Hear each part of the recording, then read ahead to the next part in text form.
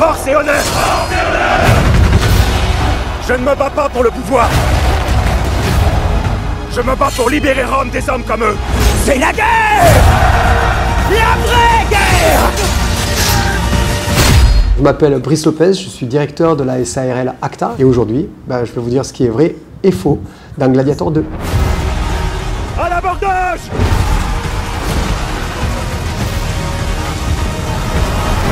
À Rome, les gladiateurs étaient-ils forcément prisonniers et esclaves comme le montre le film? Dans le film, on est censé se positionner au cœur du Haut Empire romain, quasiment à l'apogée de la gladiature, et avec une gladiature où normalement il n'y a pratiquement plus d'esclaves au sens esclaves avant d'être gladiateur. Avant d'être gladiateur, la plupart des combattants qui vont devenir gladiateurs étaient libres, même citoyens.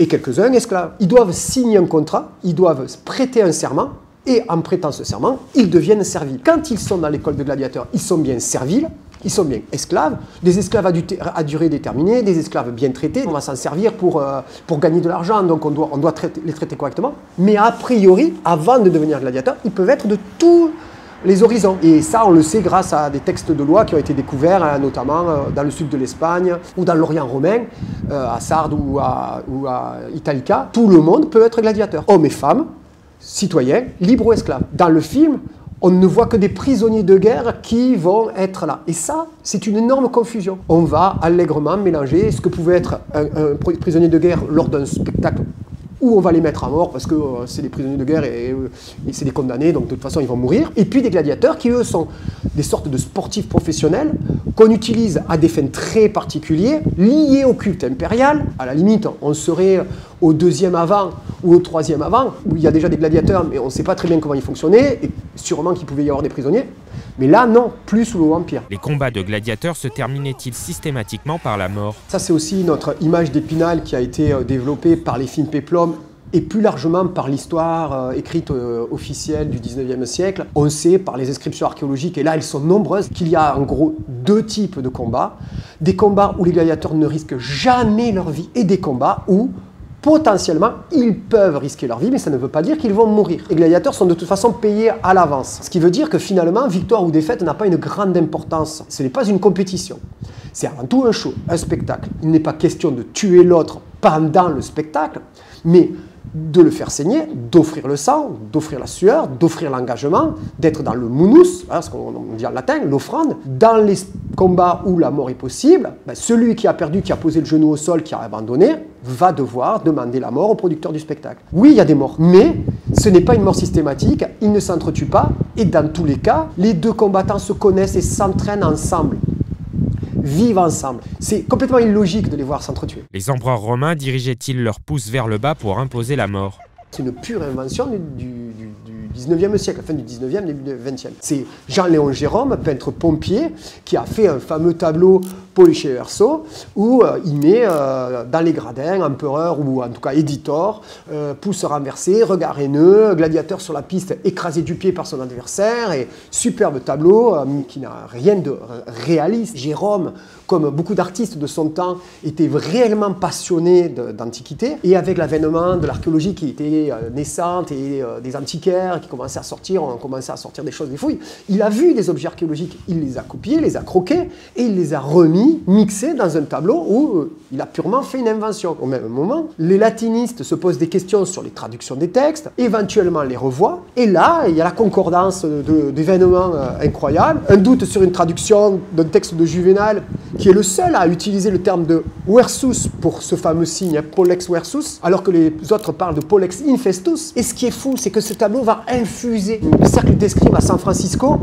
10 ou 12 ans après la sortie du tableau, va décider de faire son spectacle de fin d'année sur le thème des gladiateurs et de l'Antiquité, et ils vont reprendre, c'est carrément un plagiat, pour leur affiche et pour tout leur spectacle, Jérôme. Début du XXe siècle, il va y avoir les films péplum. 1902, un premier Covadis qui dure quelques minutes, 3 minutes si je me souviens bien, et ces premiers films péplum vont reprendre ce geste, puisque c'est celui qui est dans l'imaginaire collectif à l'époque, puisque le tableau de Jérôme a beaucoup de succès. La mosaïque des gladiateurs de Madrid, c'est un des exemples où on voit très bien une image archéologique où le geste est indiqué, et il n'y a pas de doute, puisqu'on a une inscription plus une image qui nous indique très clairement que la main tendue comme ceci est le vrai signe de la mort. Pollex infestus, la main de la mort, la main de la malchance, la main du malheur, et c'est en tendant la main comme ceci que le gladiateur et l'arbitre demandent la mort au producteur du spectacle. Y a-t-il vraiment eu des rhinocéros dans le Colisée?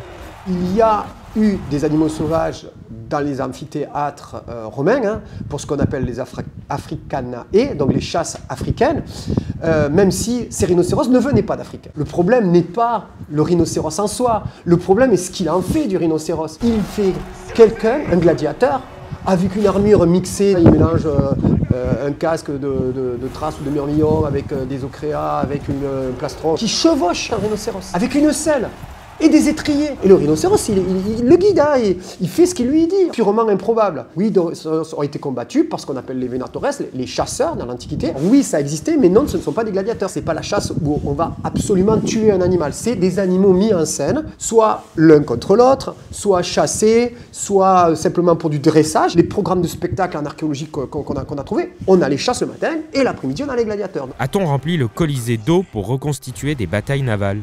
Avec cette question, je me suis déjà fait beaucoup d'amis, entre guillemets, sur les réseaux. Moi, je suis absolument contre l'idée qu'il puisse y avoir des batailles navales dans les amphithéâtres. D'un point de vue attestation littéraire, on aurait une seule bataille navale faite dans l'amphithéâtre flavien avant qu'il soit complètement terminé, au moment de son inauguration. Une attestation. Déjà, vous devez faire manœuvrer des bateaux de guerre qui font plusieurs dizaines de mètres de long. Ça ne fait pas une courbe à 45 degrés comme on le voit dans le film. Même si l'amphithéâtre flavien est très grand, il faut qu'il manœuvre, il faut qu'il ait de l'espace. Il te faut 5 à 10 mètres de tirant d'eau. Ça paraît improbable. Je sais que les historiens et les archéologues vont me tirer, enfin certains vont me tirer dessus parce qu'ils ne seront pas d'accord. De l'eau arrive par des canaux dans l'amphithéâtre flavien. C'est vrai, mais elle repart comment? Il est où ce canal d'évacuation? Je ne dis pas que les batailles navales n'existent pas, hein, attention. Les batailles navales, elles existent. Hein. On a des espaces, des bassins artificiels ou des espaces aménagés dans les fleuves pour pouvoir faire ces batailles. Et une chose est certaine, c'est que tu ne vas pas avoir des requins. Hein. Faut-il déjà que les Romains aient une connaissance parfaite de ce qu'est le requin, même si, bon, oui, ils connaissent ces animaux étranges qui vivent au fond de l'eau et tout ça.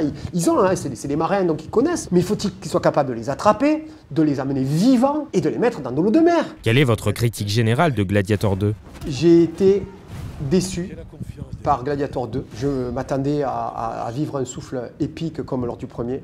Et je ne l'ai pas du tout eu. Ce film est décevant, pas d'un point de vue historique. On sait très bien que les films péplum, c'est pas de l'histoire, etc. Et là, je ne parle pas en tant qu'historien, je parle en tant que passionné, que spectateur lambda. Dans Gladiator 2, il reprend point par point ce qu'il a fait dans Gladiator 1, mais en moins bien. Dans Gladiator 1, il démarre par une bataille. Gladiator 2, il démarre par une bataille.